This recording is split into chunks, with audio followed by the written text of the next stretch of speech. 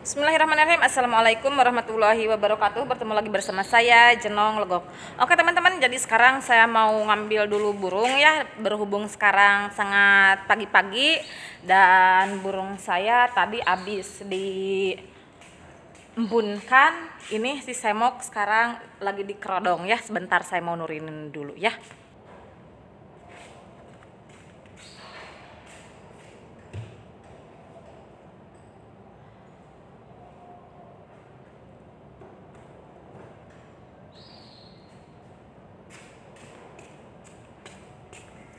Oke, jadi sekarang saya mau ke kandang dulu ya.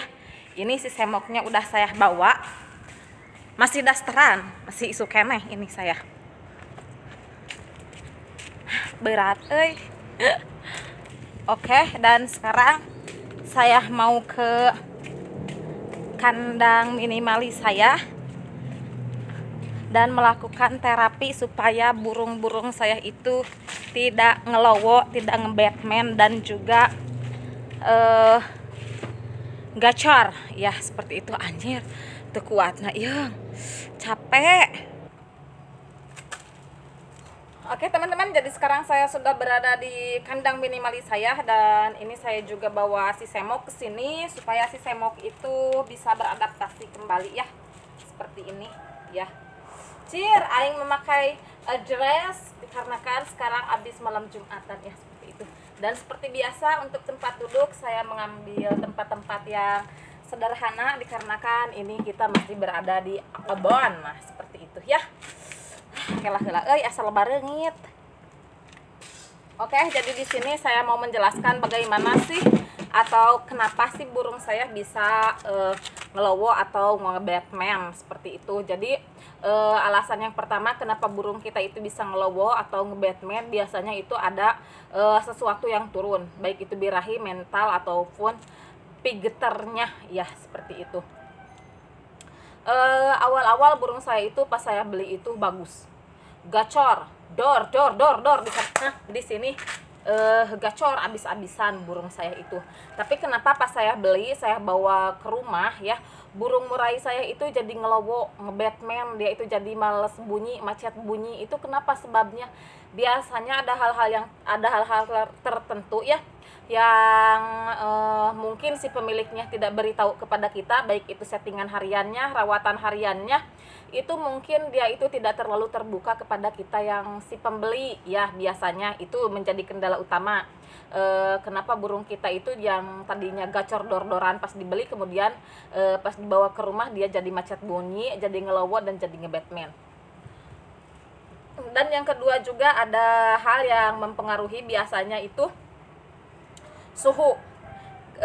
Kalau kita itu belinya itu di daerah panas, kemudian kita bawa ke daerah kita yang dingin, itu biasanya juga mempengaruhi suhu itu ya. Suhu atau ya suhu aja. Biasa saya menyebutnya itu suhu atau panas atau dingin atau begitu saja ya. Dan juga yang bisa mempengaruhi burung yang tadinya gacor kemudian ngelowo itu biasanya itu dia itu belum beradaptasi di tempat yang baru, seperti itu. Jadi bagaimana sih caranya? Jadi bagaimana sih caranya supaya burung kita itu menjadi ngeplong kembali, menjadi bunyi kembali, menjadi gacor, menjadi kicau kembali? Bagaimana caranya? Kalau saya ya biasanya saya melakukan hal-hal yang sederhana. Biasanya kalau saya burung jadi ngelowo itu ya, maaf, saya mandikan burung ini di pagi hari ya, seperti itu. Saya mandikan si burung ini di pagi hari dan juga saya embunkan seperti biasa, karena pengembunan ini sangat bagus sekali untuk si burung. Aduh, anjing kalau bareungit. Seperti itu ya, si semok. Ini lagi di sauna ceritanya ya. Kalau dibawa di sauna, kalau dibawa ke kebun ya emang seperti ini semaunya saya saja. Kalau saya mengsauna itu sekeinginan saya saja, jadi saya itu tidak mengharuskan jam berapa begitu. Kalau saya paling untuk burung cewekan paling saya itu 10 menit ya, burung cowokan juga 10 menit, tergantung melihat dulu tipenya, apakah burung kita itu tipe panas atau tipe dingin. Kalau untuk yang tipe panas jangan terlalu di sauna, dikarenakan tipe panas itu tipe burung yang emang kurang suka kalau di sauna ya, dikarenakan dia itu sudah panas, jadi ngapain lagi dipanasin. Ini sauna itu efeknya itu panas ya, seperti ini. Jadi kembali ke laptop. Jadi bagaimana sih cara untuk memulihkan burung kita yang ngelowo, nge-Batman dan juga macet bunyi? Biasanya saya itu melakukan dengan cara pertama, saya mengembunkan dulu supaya dia itu menghirup udara segar dan dia merasa dia itu sedang berada di habitat aslinya. Yang pertama itu saya lakukan ya. Sebentar, saya juga mau minum dulu. Ini saya kayak gini.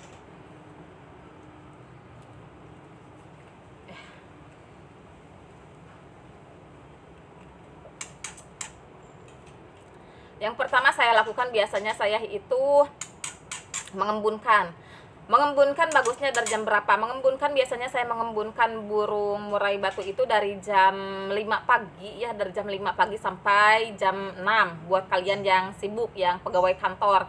Tapi kalau saya sebagai ibu rumah tangga yang baik dan budiman, saya biasanya mengembunkan dari jam 5 pagi sampai jam 7 siang. Dan usahakan kalau sedang mengembunkan burung, kalian itu perhatikan dan selalu dalam pandangan, dalam jangkauan. Dikarenakan apa? Banyak sekali hal yang terjadi, burung murai kita itu hilang tanpa jejak, dikarenakan banyak sekali orang yang masih mengincar burung murai. Dikarenakan burung murai batu itu untuk harga masih stabil kalau menurut saya ya.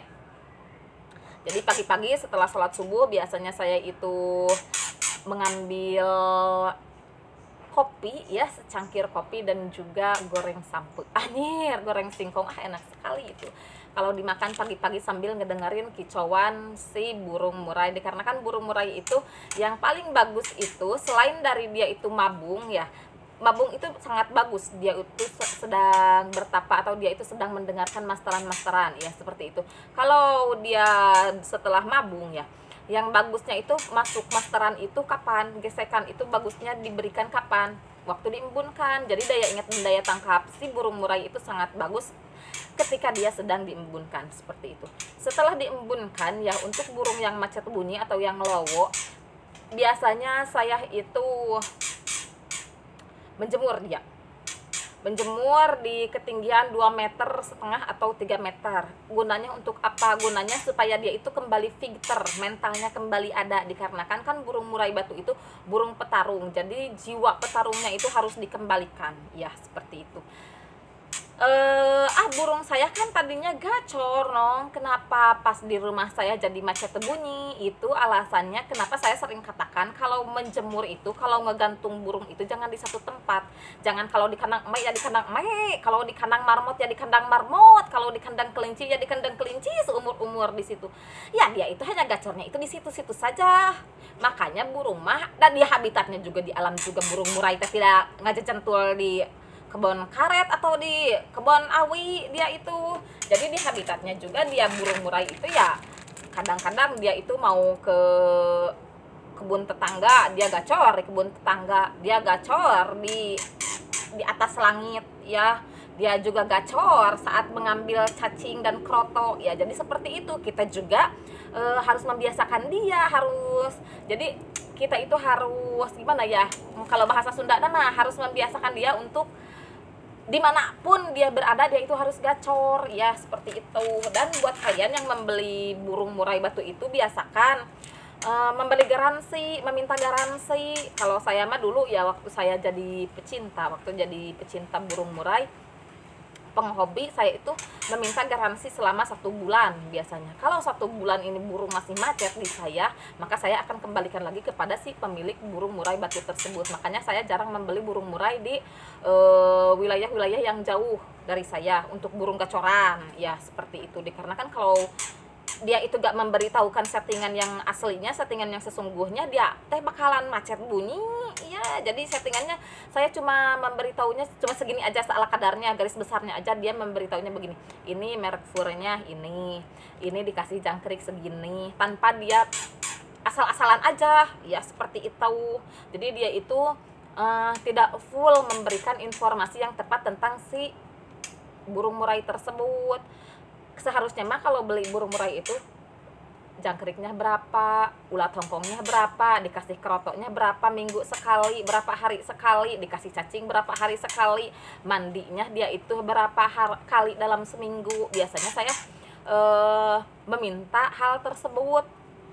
Kalau sama settingannya, rawatannya, insya Allah dia juga bakal bagus. Dan buat kalian yang membeli burung murai batu, biasakan kalau dia bunyi di sini, kalian bawa ke tempat yang agak jauh dari rumah. Bunyi gak? Kalau macet bunyi, jangan dibeli. Itu biasanya dia itu mematuhkan atau membiasakan si burung murainya itu digantung ya cuma di situ-situ saja. Jadi si burung murai hanya bisa gacor di situ-situ saja. Ya, seperti itu. Kenapa burung punya saya di rumah gacor, pas dibawa ke gantangan dia itu macet, dia itu gak bunyi. Ya, itu juga bisa menjadi penyebabnya. Jadi buat kalian yang burungnya macet bunyi, ya usahakan kalian itu bawa terapi si burung ini. Kadang-kadang si burung ini kita bawa terapi ke sungai, di air keran dibuka sedikit biar gemerincik terdengar seperti air terjun. Itu juga bisa membuat terapi supaya burung itu tidak ngelawak. Dan di musim hujan seperti ini, saya sarankan buat semua unggas ya, kalian kasih aja ini. Ya, apakah harus ini? Tidak, sebenarnya tidak harus ini. Cuma ini yang ada di rumah saya saja. Ini kemarin bekas akang dari Jogja ya. Dia itu ini oleh-oleh buat saya sama daster. Malam Jumat. Jadi kalian itu bisa memberikan air mineral yang seperti ini, atau air matang yang kita masak. Nanti setelah dingin suhu ruangan saja, kita baru berikan kepada burung murai. Untuk apa? Biar ini kan sedang musim hujan ya, sedang musim pancaroba. Jadi burung itu, burung atau semua unggas, mau itu ayam, bebek, angsa, masak di kualik, nanamin tendang-tendang 4 kali, itu biasanya unggas itu mencret. Dikarenakan apa? Dikarenakan si pemiliknya itu kurang paham kalau saat musim hujan mungkin air hujan yang banyak mengandung penyakit itu ya kemakan sama unggas kita. Jadi saya sarankan kalau di musim hujan kalian itu memberikan air mineral seperti ini, atau air kemasan-kemasan seperti yang tersedia lah di rumah kalian ya. Asal jangan air itu aja, asal jangan air isi ulang kalau menurut saya ya. Saya daripada memberikan isi ulang, saya mending memasak air ya, ditahir dulu airnya baru dikasihin ke burung murai tersebut ya. Kembali ke tema. Jadi untuk mengatasi burung lowo, biasanya saya itu mengsauna, dan juga saya itu menjemur di ketinggian 2,5 meter sampai 3 meter. Dan untuk pakan harian, saya biasa memberikan untuk burung muda itu, untuk jangkrik saya banyakin biasanya 10 sampai 15 biji untuk pakan hariannya. Untuk burung muda, untuk burung yang baru mutasi atau pastol seperti itu saya kasih burung itu banyakin jangkrik. Dan untuk ulat hongkong, apakah kamu ngasih? Saya selalu memberikan kepada semua burung murai saya selalu memberikan si ulat hongkong. Untuk takarannya, untuk banyak sedikitnya itu tergantung burungnya. Kita liatin aja burungnya, nanti juga dia punya takaran tersendiri untuk kekenyangan. Ya seperti itu. Biasanya kalau saya untuk burung muda itu saya kasih jangkrik itu 10 atau 15 biji. Nanti setelah itu saya kasih ulat hongkongnya 5 atau 7 untuk burung murai yang kecil-kecil seperti ini. Untuk burung murai muda dan untuk pakanan yang lain seperti pur saya selalu menyediakan. Dan untuk air di musim hujan saya ganti airnya menjadi air yang seperti ini ya. Itu gunanya supaya si burung murai itu atau si unggas-unggas kita, baik ayam, bebek ataupun angsa, supaya tidak mencret ya, seperti itu. Dan untuk penjemuran saya di ketinggian 2,5 meter atau 3 meter supaya mengembalikan fighter dia, supaya mengembalikan jiwa petarungnya dia. Dan untuk untuk kalian yang membeli burung murai batu, usahakan kalian itu kalau digantung, kalau dijemur jangan di satu tempat, jangan di satu titik, usahakan di titik-titik yang banyak ya. Di titik-titik yang banyak seperti hapur bukan. Jadi kalian usahakan di kebun ini, di kebun pisang, kadang di dekat kandang minimalis, kadang di umbaran, dekat kandang umbaran. Yang penting jangan di satu titik aja. Kalau di depan rumah, hanya di depan rumah saja, berarti itu burung akan nantinya takutnya burung itu cuma gacor di situ-situ saja. Jadi kalau dibawa ke tempat yang lain dia itu kurang gacor ya, seperti itu. Dan ada beberapa faktor yang menyebabkan burung batu itu ngelowo. Di antaranya yang pertama salah settingan. Kalau kita membeli burung gacoran dari si A gacor, kemudian dibawa ke rumah kita gak gacor, biasanya itu dia itu tidak memberikan settingan yang full. Jadi dia itu tidak terbuka di dalam masalah settingan seperti itu. Ya, nong sia magis ngebuka-buka masalah setting, bukan sleting, setting. Dan juga kadang-kadang kita membeli burung murai itu di daerah yang panas, kemudian kita bawa ke daerah yang dingin, itu juga suhu bisa mempengaruhi kegacoran si burung murai tersebut. Otomatis kita juga harus menyeting ulang, karena pakanan di tempat panas dan di tempat dingin itu sangat berbeda sekali, seperti halnya burung tipe panas dan burung tipe dingin. Jadi kalau di tempat panas dia itu burung panas, kita itu tidak usah mengsauna. Tapi kalau di burung kita itu panas, kita bawa ke tempat yang dingin ya, seperti di Garut, tetap ini harus di sauna kalau menurut saya.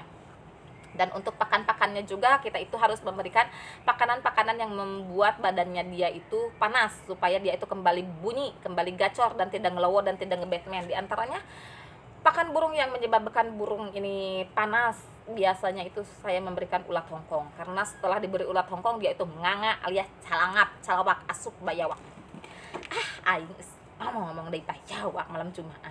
Dan juga ini kalau kita membeli burung murai, usahakan kita itu meminta garansi kepada si penjualnya, supaya kalau dia itu macet bunyi, kita itu bisa sharing lagi, bisa bagaimana caranya agar burung kita itu mau diganti ataupun mau disetting ulang bersama si pemiliknya tersebut. Oke, segitu dulu konten dari saya untuk hari ini. Mohon maaf bila ada kesalahan, dan mohon maaf juga bila ada kekurangan. Wabillahi taufiq wal hidayah. Wassalamualaikum warahmatullahi wabarakatuh.